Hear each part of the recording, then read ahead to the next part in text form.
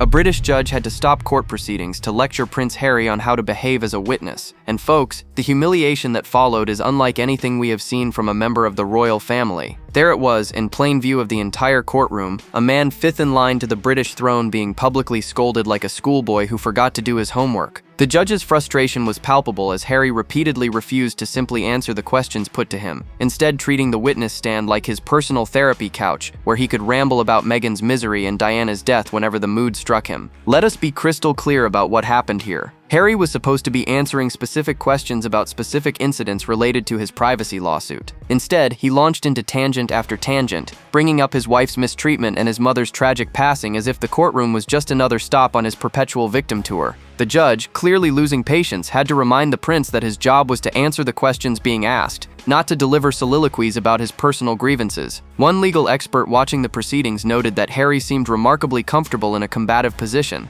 likely because he has been litigating 24/7 with Meghan at home. The scene was almost surreal in its absurdity. Here was a man who has spent years demanding privacy, demanding respect, demanding that the world acknowledge his suffering, and yet when given the opportunity to make his case in a court of law, he could not stick to the basic facts. He extemporized, he deflected, he turned every straightforward question into an opportunity to air grievances that had nothing to do with the matter at hand. Sources close to the proceedings described the judge's expression as one of barely contained exasperation. And the most damaging part of this entire spectacle? Harry was bringing up Meghan's alleged mistreatment by the press during a case that covered incidents before he even met her. Let that sink in for a moment. The timeline did not even make sense, but Harry was so wrapped up in his victimhood narrative that he could not see how ridiculous he looked. The defense attorneys must have been absolutely delighted watching the prince torpedo his own credibility with every meandering answer. Royal watchers who have followed Harry's transformation over the past several years were not surprised by this courtroom behavior. One insider put it bluntly, saying Harry has lost the ability to separate his personal grievances from anything else in his life. Everything becomes about him, about Meghan, about how unfairly they have been treated. But a courtroom is not interested in your feelings. A courtroom wants facts, dates, evidence, and clear answers to direct questions. Harry provided none of that. But the judge's admonishment was just the beginning of Harry's legal nightmare,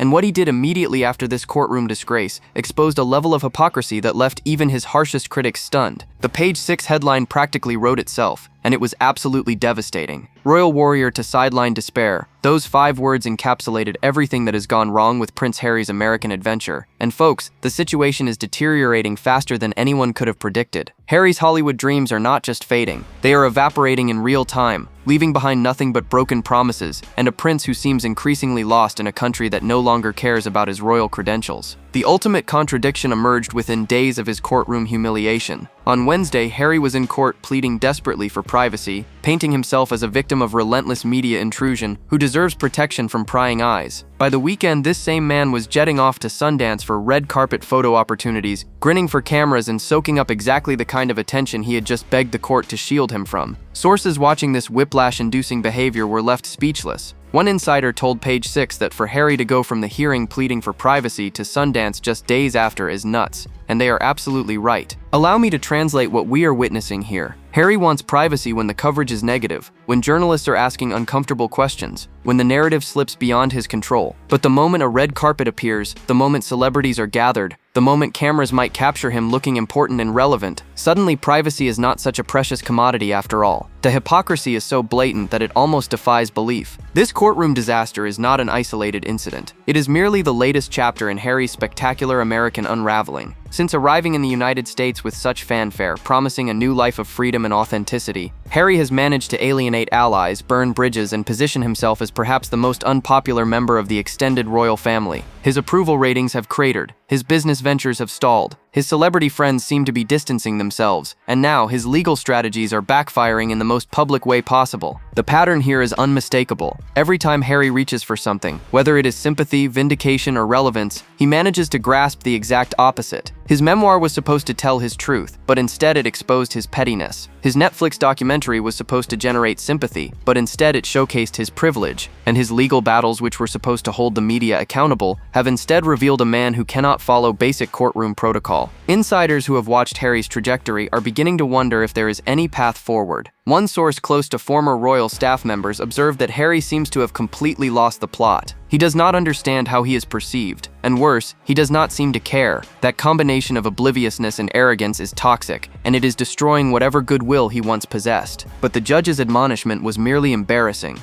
Harry's actual testimony revealed something far more damaging to his credibility, and what the defense exposed has left his entire legal strategy in tatters. The judge's intervention was not some minor procedural correction. It was a full-scale reminder that Harry was failing at the most basic task required of a witness, which is to actually answer the questions being asked. Courtroom observers noted that the judge had to repeatedly interject, reminding Harry that his job was to respond to what the lawyers were asking, not to argue, not to lecture, not to turn every question into an opportunity for a grievance monologue. For a man who has spent years cultivating an image as a warrior for truth, this was nothing short of catastrophic. Legal experts watching the proceedings offered scathing assessments. One attorney familiar with courtroom dynamics confirmed that while it is not unusual for witnesses to occasionally need redirection, Harry's behavior went far beyond normal nervousness or confusion. He seemed remarkably comfortable in a combative position, the attorney noted, adding that this kind of comfort with argumentation usually comes from extensive practice. The experts speculated that Harry has likely been litigating 24/7 with Meghan at home, which would explain why he treated the witness stand like just another domestic debate. The fatal flaw in Harry's testimony was almost comically obvious. He kept bringing up Meghan's mistreatment by the press and Diana's tragic death as explanations for various claims, but there was one glaring problem.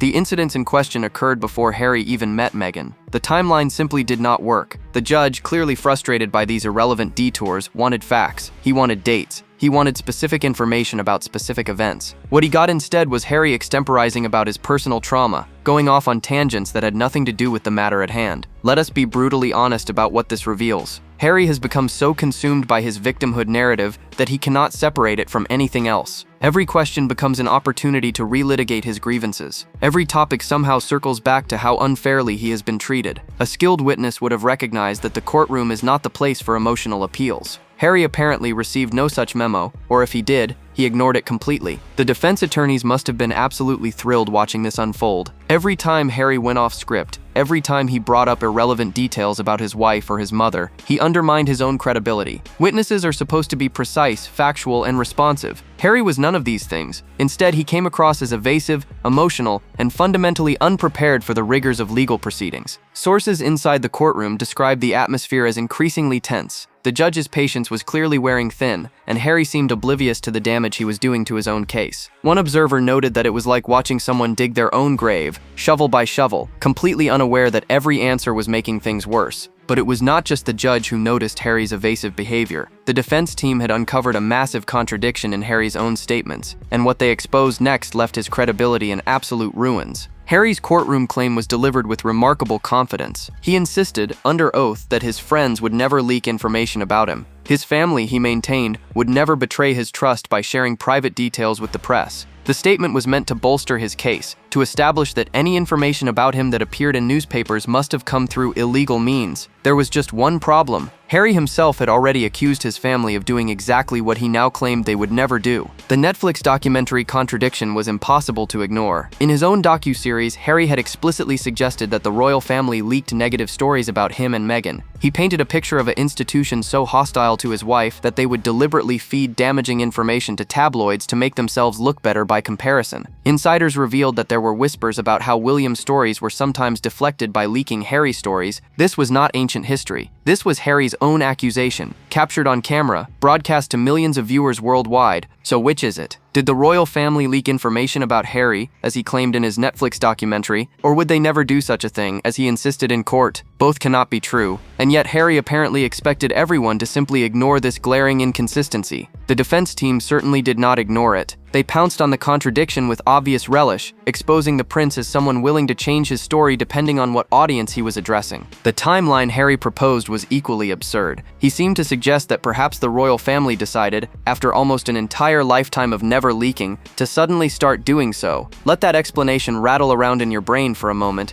We are supposed to believe that the same institution Harry accused of systematic leaking in his documentary had actually never leaked anything until some unspecified recent date. The mental gymnastics required to reconcile these positions would exhaust an Olympic athlete. Royal insiders who heard about this courtroom contradiction were not surprised. One source close to palace operations noted that Harry has been telling different stories to different audiences for years. He tells interviewers one thing, puts something else in his book, and now apparently says whatever he thinks will help him in court. The problem is that all of these statements are on record, and they do not add up. What makes this particularly damaging is that Harry has built his entire post-royal identity on being the truth teller, the one who finally had the courage to speak honestly about his family. But if his version of the truth changes depending on the venue, how can anyone believe anything he says? The courtroom exposed what many had long suspected. Harry is not a reliable narrator of his own life. He is a man who will say whatever serves his immediate purpose. Consistency be damned. His inconsistent storytelling was damaging enough, but then Harry made an accusation so shocking, so transparently self-serving, that it left courtroom observers struggling to maintain their composure. The accusation that emerged from Harry's testimony was breathtaking in its audacity. He claimed, with apparent sincerity, that the media had deliberately tried to push him into drugs and drinking to sell papers. Let that sink in. According to Harry, journalists were not simply reporting on his behavior. They were actively engineering his substance abuse problems as part of some vast conspiracy to generate headlines. The sheer narcissism required to believe this is almost beyond comprehension. But here is where the story takes a turn into full-blown absurdity. Harry's own memoir, Spare, celebrated his experimental drug use in extensive detail. He wrote lovingly about joyous ayahuasca retreats where he experienced profound insights. He discussed his use of various substances with something approaching pride. This was not a man being pushed into anything against his will. This was a man enthusiastically embracing recreational drug use and then writing about it at length for commercial profit. The contradiction could not be more stark. Recent evidence further undermines Harry's victim narrative. Photos from a Kardashian party showed the prince looking, as one observer delicately put it, like somebody that has had a beverage or two. His demeanor in those images did not suggest a man being reluctantly pushed toward alcohol by malevolent press forces. It suggested a man enjoying himself at a party, which is perfectly fine except that it makes his courtroom claims look utterly ridiculous. Allow me to translate what Harry actually appears to be doing here. He wants the freedom to use substances recreationally, write about those experiences in best-selling books, and attend parties where alcohol flows freely. But he also wants to blame the media for any consequences of those choices. Personal responsibility apparently is not part of the Sussex vocabulary. Everything bad that happens must be someone else's fault, preferably the fault of journalists who can then be sued for enormous sums of money. The hypocrisy pattern at this point is undeniable. Harry sues over privacy while producing tell-all books that reveal intimate family secrets. He demands protection from the press while appearing on every streaming platform that will have him. He claims to hate media attention while showing up at Sundance days after begging a court for privacy. Each contradiction reinforces the impression of a man who wants rules for others that do not apply to himself. Legal experts following the case observed that Harry's drug accusation probably hurt his credibility more than it helped his case. Judges are not stupid, one attorney noted. They can see when someone is reaching for explanations that do not hold up under scrutiny. Claiming the media pushed you into substance abuse while simultaneously profiting from a book celebrating that substance abuse is not a winning argument. While Harry played the victim in court, sources close to the couple were revealing what is really happening behind the closed doors of their Montecito mansion, and the picture they paint is utterly devastating. The Page 6 exposé dropped like a bombshell on an already smoldering situation.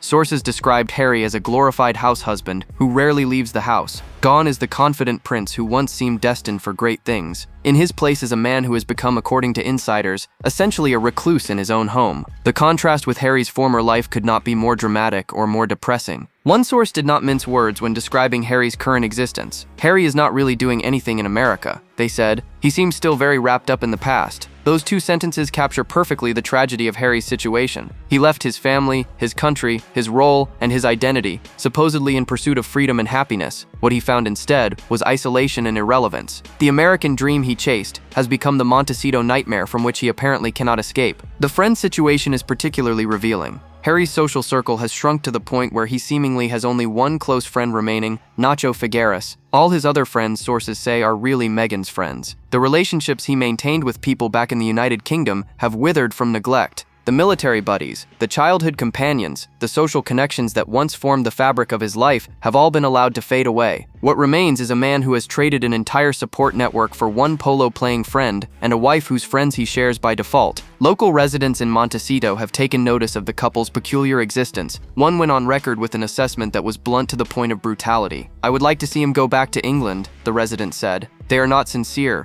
doing everything for fame and fortune. When your own neighbors are publicly questioning your authenticity and suggesting you leave the country, you have reached a level of reputational damage that is almost impossible to repair. The house husband description carries particular sting given Harry's background. This is a man who served 2 tours in Afghanistan, who founded the Invictus Games, who once seemed to have found his purpose in supporting veterans and charitable causes. Now he is apparently puttering around a mansion, stripped of meaningful work, while his wife pursues her various projects. Sources describe him as adrift, lacking direction, and increasingly dependent on Meghan for any sense of purpose. What makes this situation even more tragic is that Harry did this to himself. No one forced him to leave his family. No one forced him to burn every bridge back to his former life. No one forced him to alienate his friends and abandon his charitable work. He made these choices apparently believing that freedom from royal constraints would bring happiness. Instead, it brought a gilded cage in California where, according to those who observe him, he seems more trapped than ever. But the true depths of Harry's desperation became clear when insiders revealed his secret plan, and what they are suggesting about his motivations is absolutely extraordinary. A shocking theory has emerged from sources close to the situation, and it casts everything we have seen in a completely new light. Some insiders are suggesting that Harry actually wants to be deported. They believe his increasingly provocative behavior toward the Trump administration is not impulsive foolishness, but rather a calculated strategy designed to engineer his own exit from the United States. If true, this represents perhaps the most elaborate escape plan ever devised by a man trying to get away from his marriage. The deliberate provocation theory gains credibility when you examine Harry's recent behavior. He attacked Trump over NATO comments, inserting himself into a diplomatic controversy where he had absolutely no business or expertise. He released statements before King Charles had even responded, essentially trying to speak for the British position on international affairs. For a man whose immigration status is reportedly precarious, this kind of confrontation with the president who controls whether he gets to stay in the country is either monumentally stupid or frighteningly clever. The Heritage Foundation has made clear just how vulnerable Harry's position might be. Niall Gardner confirmed that Trump could order the release of Harry's immigration records, potentially exposing whether the prince lied on his visa application about his well-documented drug use. If those records show inconsistencies, deportation becomes a real possibility, and if Harry is deliberately courting that outcome, it would explain behavior that otherwise seems completely irrational. Consider the pattern of what appears to be calculated self-sabotage. Harry went from saying relatively little about Trump during the first administration to launching his boldest challenge despite his precarious status. That escalation does not make sense for someone trying to protect his American residency. It makes perfect sense for someone trying to manufacture an excuse to leave. Getting deported would allow Harry to return to England as a victim, forced out by political persecution rather than crawling back after his American experiment failed. Sources who have watched Harry's trajectory see the signs of a man who has painted himself into a corner. He cannot admit the move to America was a mistake. He cannot acknowledge that leaving the royal family might not have been the path to happiness he imagined. But being forced to leave?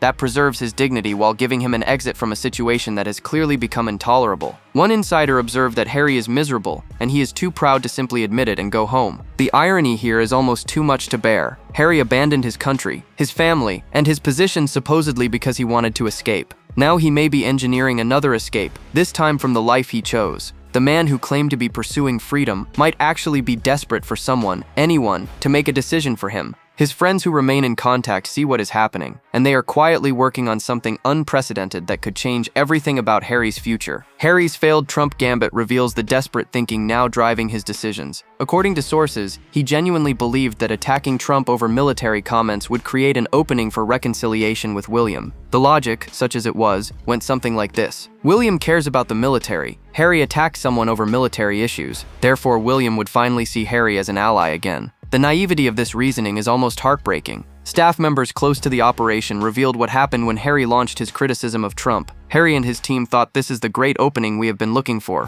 one source said. They apparently imagined William seeing the statement, feeling a surge of brotherly solidarity, and reaching out to bridge the years of estrangement. It is the kind of fantasy that only makes sense if you have completely lost touch with how normal human relationships work, which Harry seemingly has. William's calculated silence was devastating in its completeness. The Prince of Wales simply refused to engage. There was no response, no acknowledgement, no hint that Harry's gambit had even registered. The silence spoke louder than any statement could have. William is not interested in reconciliation through public grandstanding. He is not looking for opportunities to reconnect with his brother. He is by all accounts done with Harry and the constant drama that surrounds him. Sources say Harry was left bereft by William's non-response. He had genuinely expected something, some sign that his brother still cared, some indication that the relationship could be salvaged. Instead, he got nothing but the deafening quiet of complete indifference. For a man who has spent years convinced that eventually his family would see things his way, this silence must have been crushing. The uncomfortable truth is that Harry always picks the wrong moment. His timing seems almost supernaturally bad. Right now, William's focus is entirely on the Andrew crisis and managing what promises to be one of the most challenging periods in modern royal history. The last thing the Prince of Wales needs or wants is his brother trying to insert himself into the narrative through provocative statements about the American president. One royal watcher put it bluntly: Harry thinks the world revolves around him and his grievances, but William has actual responsibilities. He is preparing to be king. He is dealing with real crises. He does not have time or energy for Harry's constant need for attention and validation. That assessment might seem harsh, but the evidence supports it. Meanwhile, Meghan's own disasters have created a new and utterly humiliating role for Harry, one that sources say mirrors a pattern from her past that should make everyone very uncomfortable. The pattern has become impossible to ignore. Whenever anything goes wrong, Meghan steps well back and Harry does the explaining. This dynamic has played out repeatedly over the past several years, but sources are now drawing a comparison that illuminates just how established this behavior really is. They say Harry's role mirrors that of Meghan's first husband, Trevor Engelson, who was also constantly batting for her. Think about what that means for a moment. Harry, a prince of the realm, a man born into one of the most famous families in human history, has been reduced to the same supporting role played by Meghan's first husband. He exists to do damage control, to smooth things over, to explain away her missteps while she maintains plausible distance. One source observed that whenever Meghan creates a problem, somehow Harry ends up being the one who has to fix it. The Kardashian fallout provides a perfect illustration. After Meghan's appearance at that party generated unfavorable coverage, Harry allegedly sent a lengthy missive to Jeff Bezos, along with gift baskets. Let us pause on that detail. A British prince reduced to sending apologetic care packages to billionaires because his wife's social climbing created an awkward situation. The humiliation is almost inconceivable when you consider who Harry used to be and what his life was supposed to become. Meghan's team has been aggressively pushing a narrative designed to make this dynamic seem acceptable. They want the world to believe that Harry is completely happy being the breadwinner, that he is fulfilled in his role as a supportive husband who handles the difficult conversations while Meghan pursues her ventures. But sources close to the couple paint a very different picture. One insider said that calling Harry happy is laughable. He is not happy, he is trapped. The keep man narrative is particularly insulting when you examine who is actually earning money. Harry's deals have largely stalled. His Netflix work has produced nothing of note recently. His book advance has been spent. Meanwhile, Meghan pursues lifestyle brands and television projects that have yet to materialize into anything substantial. Neither of them appears to be earning at the level their lifestyle requires, which makes the breadwinner framing even more absurd. Former palace staff members who worked with Harry before his departure have watched this transformation with something approaching horror. The Harry they knew was not perfect, one recalled, but he had dignity. He had purpose. He would never have allowed himself to become what he has become.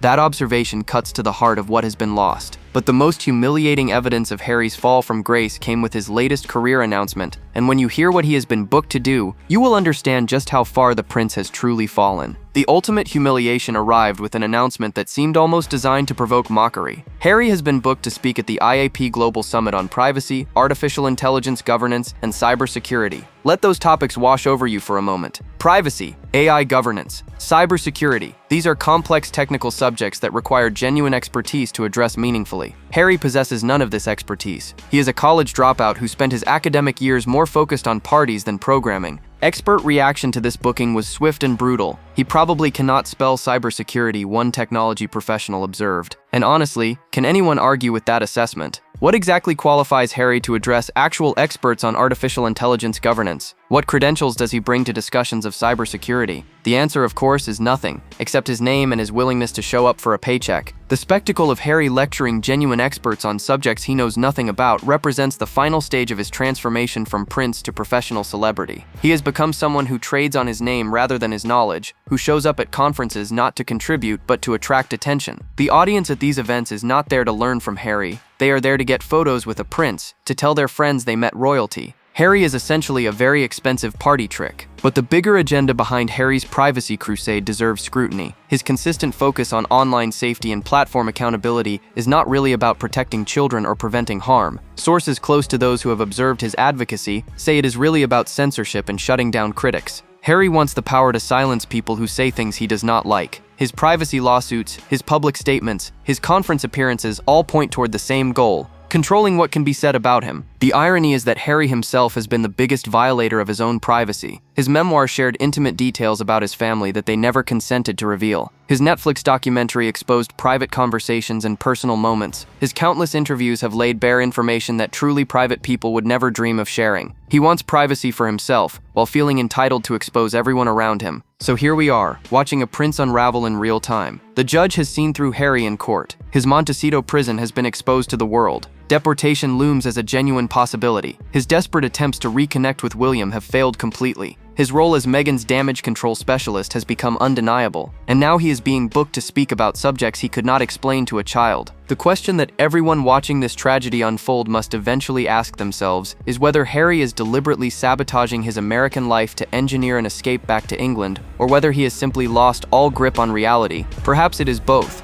Perhaps the sabotage and the delusion are two sides of the same coin. A man who cannot admit his choices were wrong but also cannot live with their consequences. Drop your thoughts below. Like, subscribe, and stay tuned. The next video is waiting and you will not believe what is coming next.